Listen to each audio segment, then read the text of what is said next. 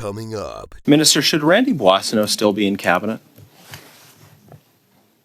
Do you believe it's criminal behavior when a non-Indigenous company claims to be Indigenous? He has previously said that he was Indigenous. He is now saying that he is not. So we know that he applied for a contract saying he was Indigenous. And this is the point that Ms. Wilson-Raybould has made. This Guy's Garage. Like and subscribe. Call this meeting to order. Welcome to meeting number 153, the House of Commons Standing Committee on Government Operations and Estimates. The mighty OGGO, truly the only committee that matters. We'll start off. Welcome, Minister. Welcome back to OGGO. It's been a few years since we've had you here. Mr. Genuis, go ahead, please. Minister, should Randy Boisinont still be in cabinet? Well, I can tell you that the business that Mr. Boisinont was involved in was never on the Indigenous Business Directory. Mm-hmm. Do you think he should still be in cabinet? That's not a decision for me to make, Mr. Junis. Okay. It's interesting that you're not saying yes. Do you endorse his conduct as minister? I can tell you that Mr. Boisinont's business was never listed on the Indigenous Business Directory. He's a cabinet colleague of yours. You work together closely, I would presume. I ask if you think he should stay in cabinet, and you're declining to answer that. Do you endorse his conduct as minister? What do you think of what he has done?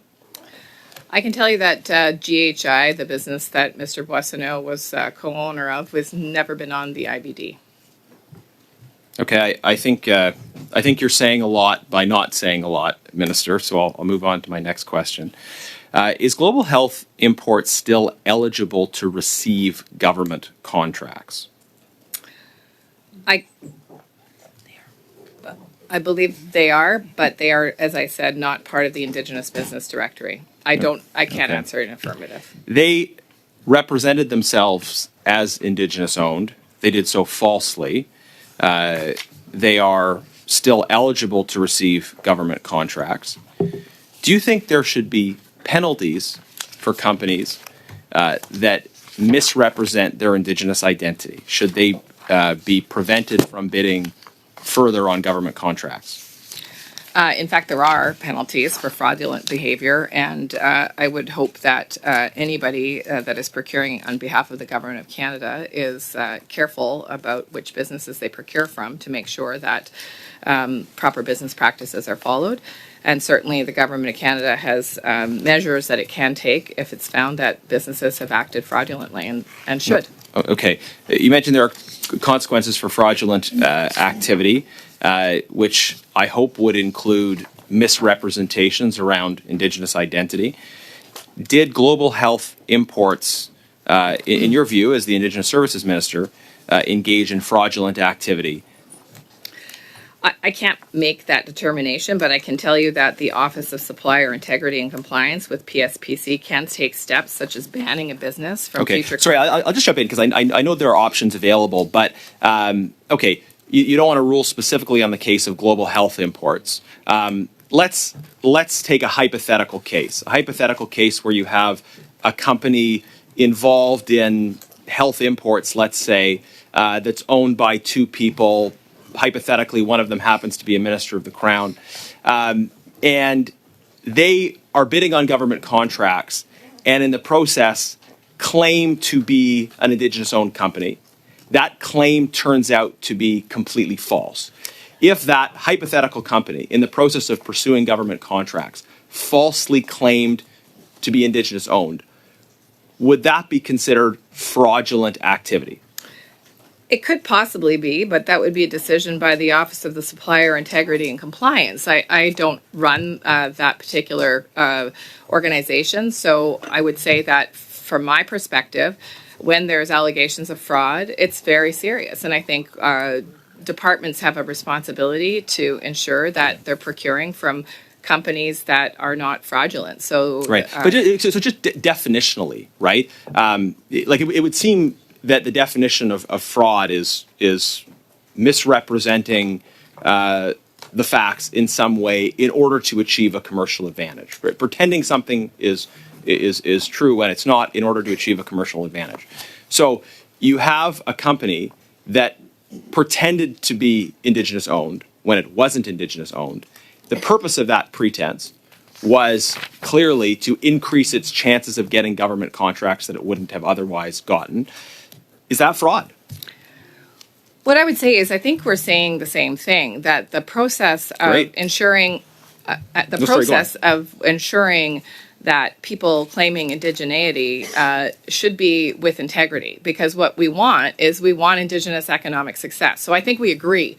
And I think that any time that there's fraud in terms of allegations of identity, that is a very serious infraction. Now, what happens next is up to places like the Office of Supplier Integrity, but I can tell you that we, on our side, in Indigenous Services Canada, take integrity around indigeneity seriously.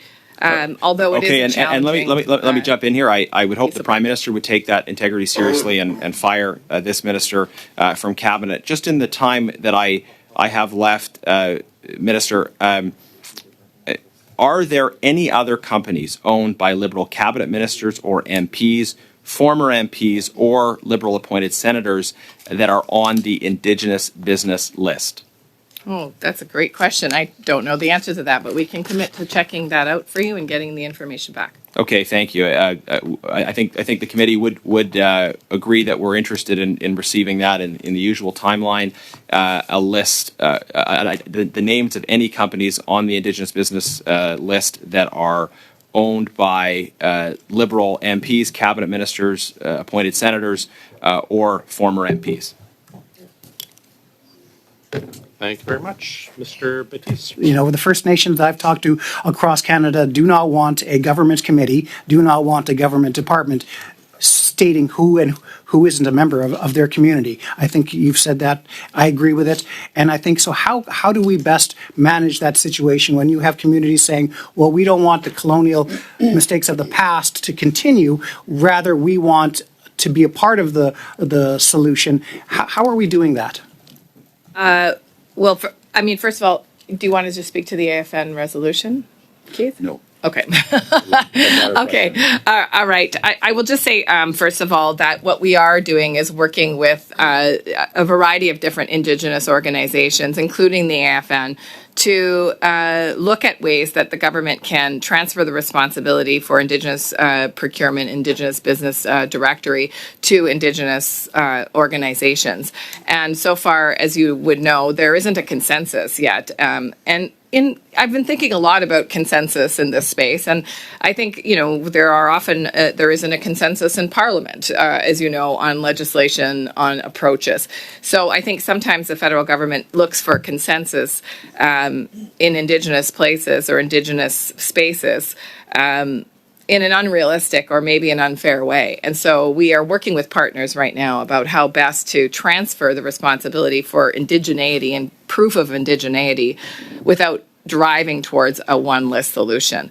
That may be part of the evolution of how this goes, simply because I think as I've gotten to know the partners, it appears that consensus may not be feasible in this space, and that is a reality with such a diverse group of Indigenous people across the country.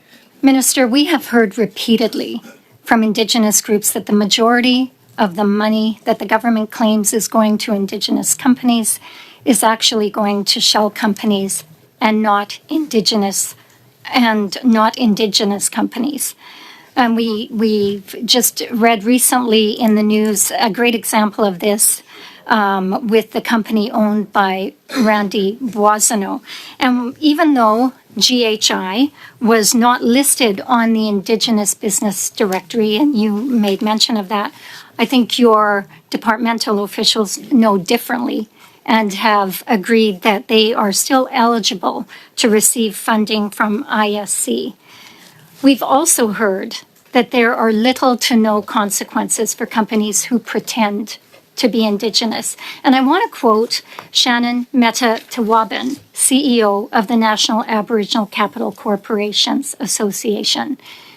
And they would have stated that there are very little penalties and that there need to be penalties for sure. And he actually went on to say it's criminal behavior to conduct fraud.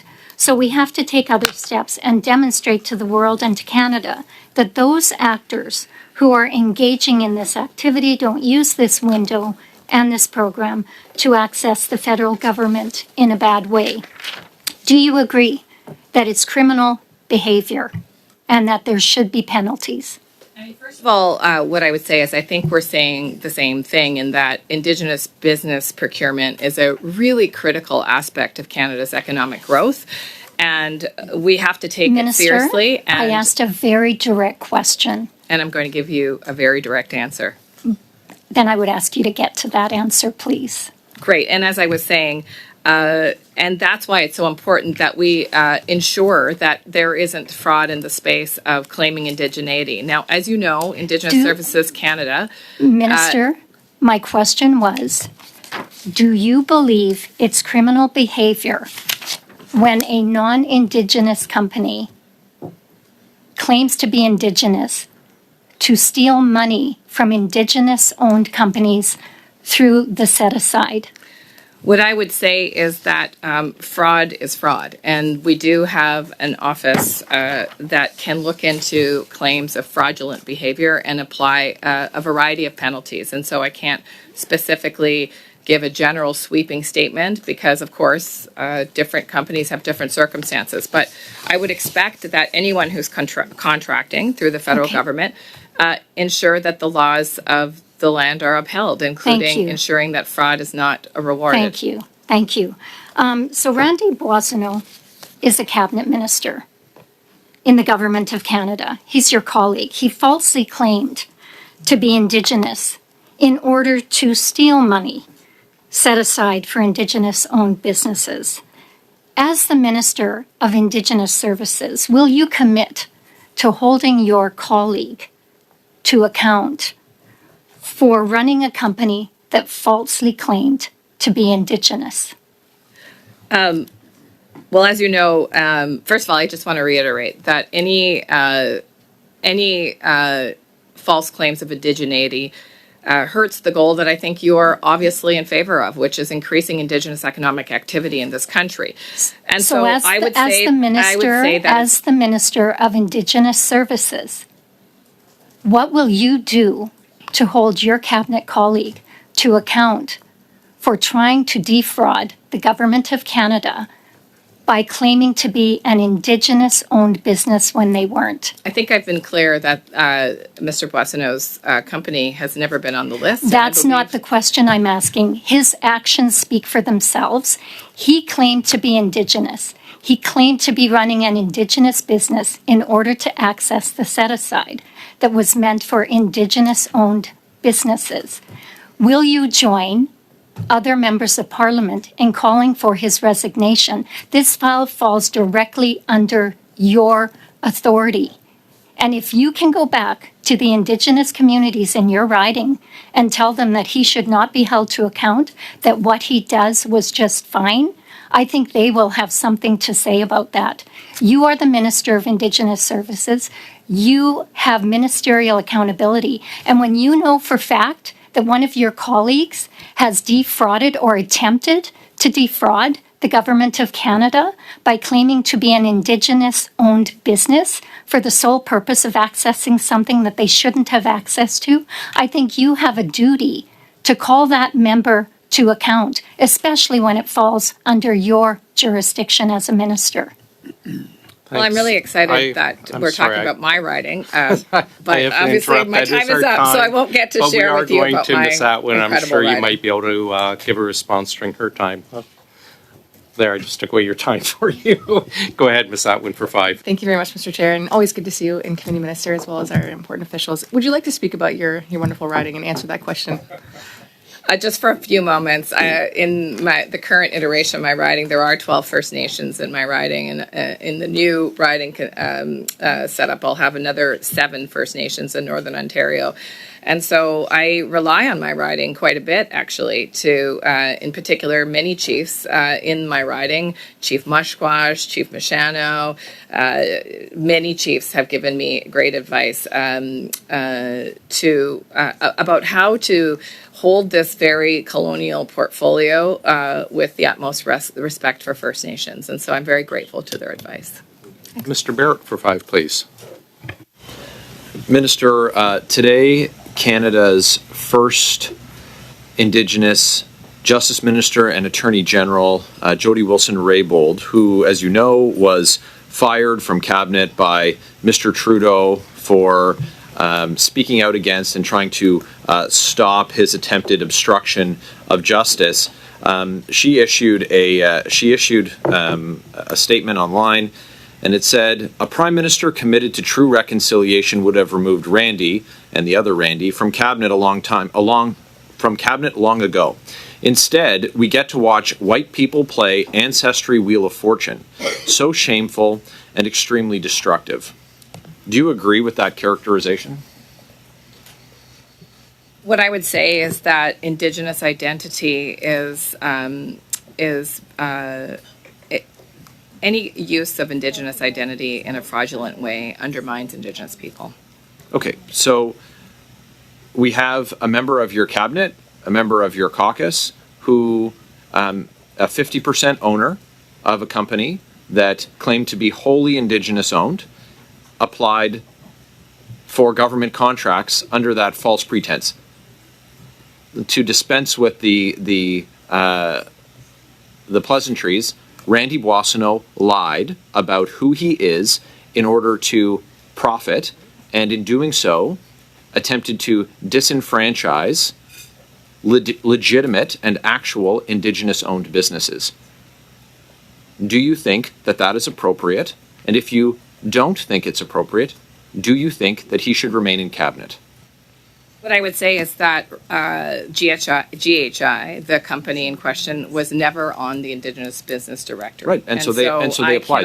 I cannot, for example, weigh in on what decision points were made when GHI was awarded contracts. And so I can tell you, though, with very high degree of confidence that he was not on the list. He wasn't defined indigeneity. So he wasn't on the list. We know that he has previously said that he was Indigenous. He is now saying that he is not. So we know that he applied for a contract saying he was Indigenous. And this is the point that Ms. Wilson-Raybould has made. And it certainly undermines reconciliation. Would you agree that a cabinet minister claiming indigeneity to win government contracts and remaining in cabinet undermines the government's stated goal of reconciliation? Well, I think Mr. Boisinot's statement is on record, but what I can say is what I've just said, which is I think that when people utilize false claims of indigeneity, it's extremely harmful to Indigenous people, and it's extremely harmful to the process of reconciliation. So thank you for that. Unfortunately, the Prime Minister, Mr. Trudeau, said this morning, "I'm happy that he, Randy Boisinont, is continuing to lead on issues around jobs and employment and represent Alberta in our government." So you agree that it's harmful. The Prime Minister doesn't. So do you agree or do you disagree with the Prime Minister with his delight that Mr. Boisinont, who is a fraudster, is continuing to represent Alberta in the government of Canada, in your cabinet, all the while attempting to disenfranchise Indigenous individuals and Indigenous-owned businesses? Well, I think what is important here is that it's not up to me or any other person to police people's indigeneity. And so for me, this isn't about... Minister, he said it's not for you to police. He said he lied. So he's the one who said he lied. You know that he lied. And you just need to have the moral clarity to say that what he did was wrong. It undermines reconciliation. And that type of fraud is unacceptable in your government. The rest of my time to Mr. Genis. Are there any instances of companies facing consequences for Indigenous identity fraud that you can identify? I don't think I can answer that question. As Okay, I I'll go to don't- something else, but if you could provide us with a list afterwards of any instances of companies that have been faced consequences for Indigenous identity fraud and what those consequences would be. It's been reported that Randy Boisinot's claims that his great-grandmother was Cree, that those claims were false. Those were claims that he personally made in the House of Commons. They have now been revealed to be false. Do you have any comment on that? My comment stands. The issue of indigeneity, is not for me to determine who is Indigenous, but that in general, claims Okay, of indigeneity Chair, and just that are just false in are the, in, very the, in the seconds I harmful have to Indigenous left, peoples. the minister in the last round referenced the Office of Supplier Integrity and Compliance as being able to answer certain questions that she has not able to answer. I wonder if there'd be agreement for us to hear from the Office of Supplier Integrity and Compliance at some point to help shed some further light on these things. You seem to be in agreement. That is your time.